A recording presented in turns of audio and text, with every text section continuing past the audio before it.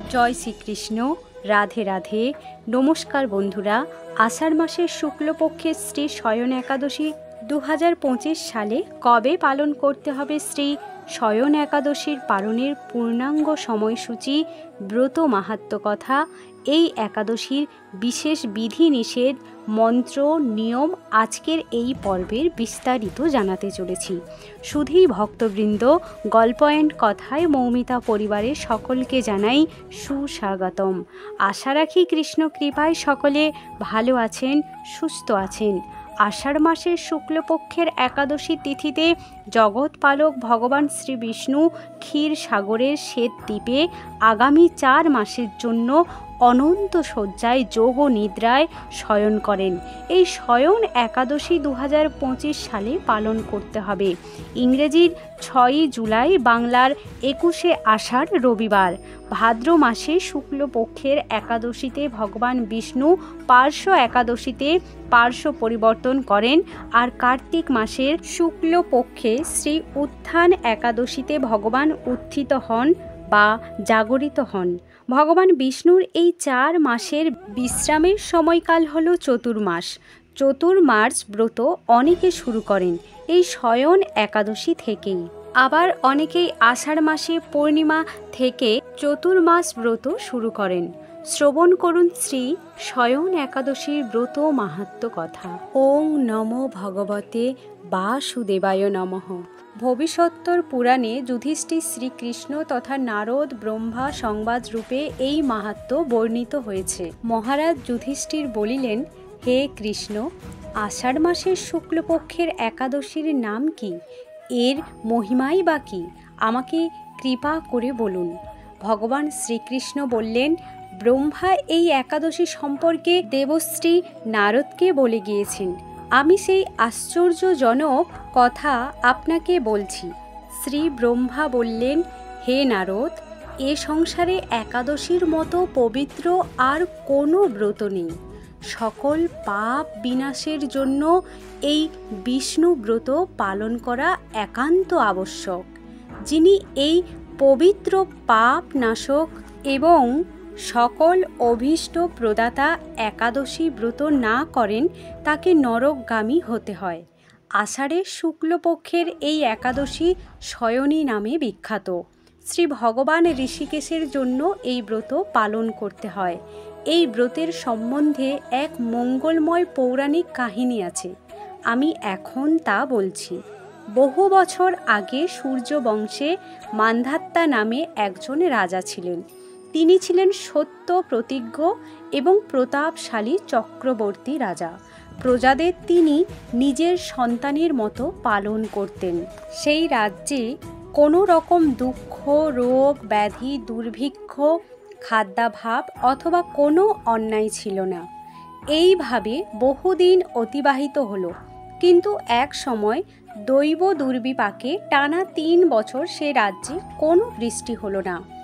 দুর্ভিক্ষের ফলে সেখানে দেবতাদের উদ্দেশ্যে দান মন্ত্রের সাহা, সধা ইত্যাদি শব্দও বন্ধ হয়ে গেল। এমনকি বেদ পাঠও ক্রমশ বন্ধ হলো। তখন প্রজারা রাজার কাছে এসে বলতে লাগলেন, মহারাজ, দয়া করে আমাদের কথা শুনুন। শাস্ত্রে জলকে নার বলা হয়, আর সেই জলে ভগবানের অয়ন অর্থাৎ নিবাস। তাই ভগবানের এক নাম নারায়ণ। মেঘরূপে ভগবান বিষ্ণু সর্বত্র বাড়িবর্ষণ করেন।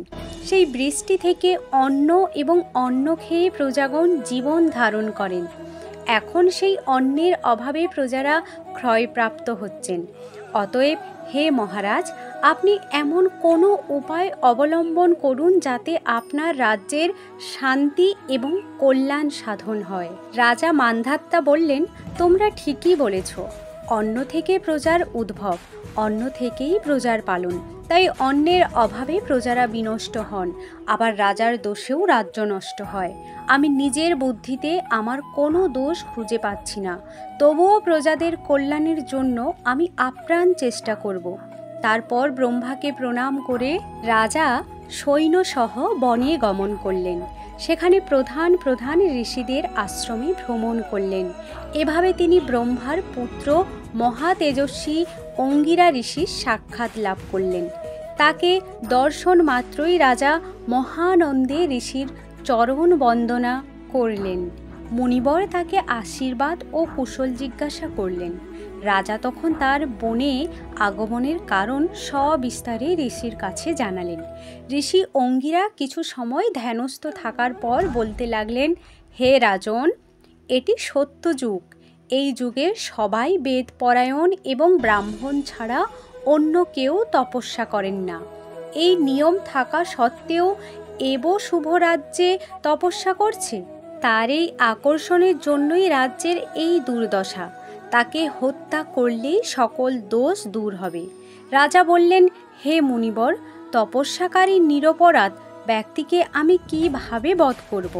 আমার পক্ষে সহজসাধ্য অন্য কোনো উপায় থাকলে আপনি দয়া করে আমাকে বলুন। তদুত্তরে মহর্ষি অঙ্গিরা বললেন, আপনি আষাঢ় মাসের শুক্লপক্ষের শয়নী নামে প্রসিদ্ধ একাদশী ব্রত পালন করুন। এই ব্রতের প্রভাবে নিশ্চয়ই রাজ্যে বৃষ্টি হবে। এই একাদশী সর্বসিদ্ধিদাত্রী এবং সর্ব উপদ্রব্য নাশকারিণী। হে রাজন, প্রজা ও পরিবারবর্গ সহ আপনি এই ব্রত পালন করুন। মুনিবরের কথা শুনে রাজা নিজের প্রাসাদে ফিরে গেলেন। আষাঢ় মাস উপস্থিত হলে রাজ্যের সকল প্রজা রাজার সঙ্গে এই একাদশী ব্রতের অনুষ্ঠান করলেন। ব্রতের প্রভাবে প্রচুর বৃষ্টিপাত হলো। কিছুকালের মধ্যেই অন্নাভাব দূর হলো। ভগবান ঋষিকেশের কৃপায় প্রজারা সুখী হলেন। এ কারণে সুখ ও মুক্তি প্রদানকারী এই ব্রত পালন করা সকলেরই অবশ্য কর্তব্য।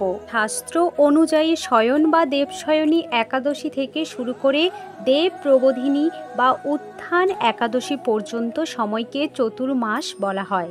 একাদশীর পারণ সময়টি হল 7 জুলাই 2025 সোমবার সকাল 4:58 থেকে 9:27 পর্যন্ত।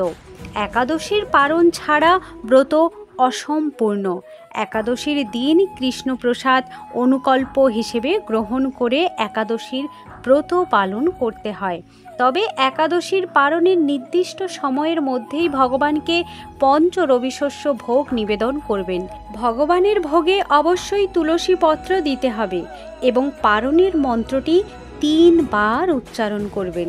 একাদশী মানে উপবাসের সাথে সাথে নিরন্তর হরিকথা শ্রবণ, হরিনাম কীর্তনের মাধ্যমে সম্পূর্ণ দিন অতিবাহিত করে সম্পূর্ণ দিন নিজেকে সমর্পিত করা এবং তার কৃপা লাভ করা।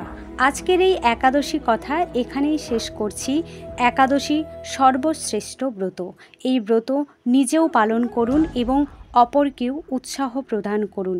কৃষ্ণ কথায় এতটা সময় জুড়ে থাকার জন্য আপনাদের আন্তরিক ধন্যবাদ। ভালো থাকবেন, সুস্থ থাকবেন। হরে কৃষ্ণ, রাধে রাধে।